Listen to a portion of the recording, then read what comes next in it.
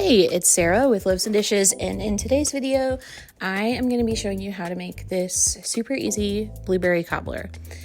This recipe is really great because it is a smaller blueberry cobbler, so if there's just two of you in your house, it's not going to be an overwhelming amount of dessert like if you make a whole cake or something. So I'm starting off by taking about half a stick of butter and I'm putting that in my baking dish, and I'm going to stick that in the oven while it's preheating so that it can melt.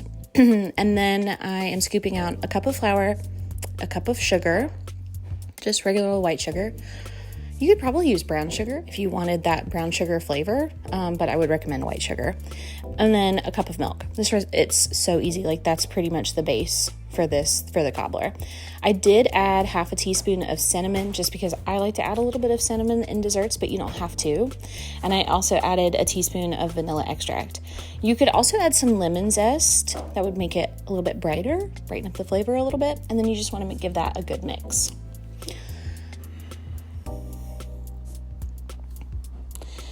And then once you've got that mixed up, you're going to add 1.5 of the smaller containers of blueberries. I got one big container thinking it'll be extra blueberry, and it was too much blueberry. So do as I say, not as I do. I don't recommend getting the big container.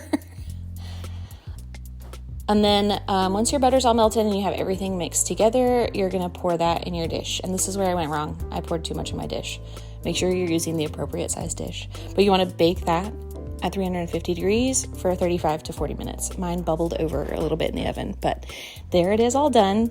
If you want to see more, be sure to check out Loaves and Dishes, and thanks for watching.